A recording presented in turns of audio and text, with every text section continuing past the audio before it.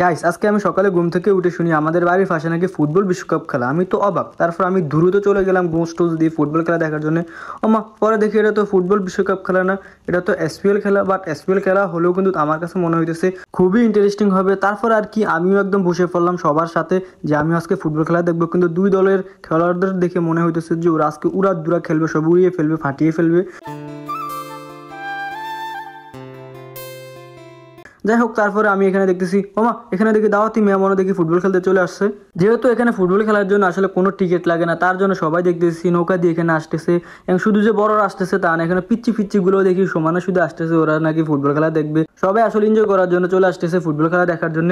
আর football খেলা মানিয়ে আসলে বিনোদন গাইস। তারপরে কিন্তু আসলে তারা তাদের টিমমেটদেরকে দেখাইতেছিল যে কারা আসলে কতটুকু শক্তিশালী। তো আপনাদের কাছে কি মনে হয় কোন দল সব থেকে বেশি শক্তিশালী? তারপরে কিন্তু আসলে খেলা শুরু হয়ে গেল। আর খেলার শুরুতেই কিন্তু অল্পের জন্য আসলে গোল হয়ে গেছিল, কিন্তু অল্পের জন্য আসলে গোলটার পরবর্তীতে হয় না। সো আমার কাছে কিন্তু সব থেকে বেশি ভালো লেগেছে আসলে মাঠের যে চারপাশ দিয়ে আসলে যে পানি রয়েছে তার জন্য আসলে সব থেকে বেশি ভালো লেগেছে আমার কাছে।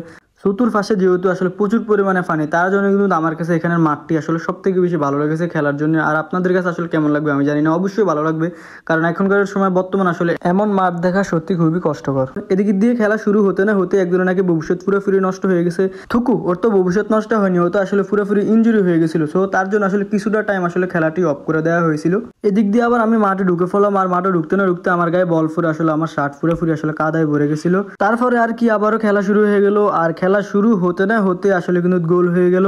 তারপরে কেউ গোল মানতেছে, আবার কেউ মানতেছে না। এর জন্য আসলে পুরোপুরি দায়িত্ব দেওয়া হলো রেফারির উপরে, কারণ রেফারির ডিসিশন হচ্ছে ফাইনাল ডিসিশন। তার জন্য আসলে বেশ কিছুক্ষণ আসলে সবাই ওয়েট করতেছিল। আমিও মাঠে ঢুকে পড়লাম এবং আমিও রেফারির আসলে যে ডিসিশন, ওই ডিসিশনের জন্য আসলে আমি ওয়েট করতেছিলাম। আর আমি হাঁটাহাঁটি করতেছিলাম।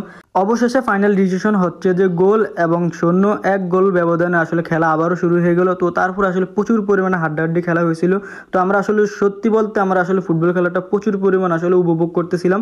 পরবর্তীতে কেউ কাউকে গোল না দেওয়ায় জয়ী ঘোষণা হয়ে যায়। পরবর্তীতে সবাইকে দেখতেছি একটা একটা করে ফুলের মালা দিতেছে, আসলে মেডেল দিতেছে সবাইকে একটা একটা করে। অবশেষে সবাই মিলে ট্রফি হাতে এবং এনজয়।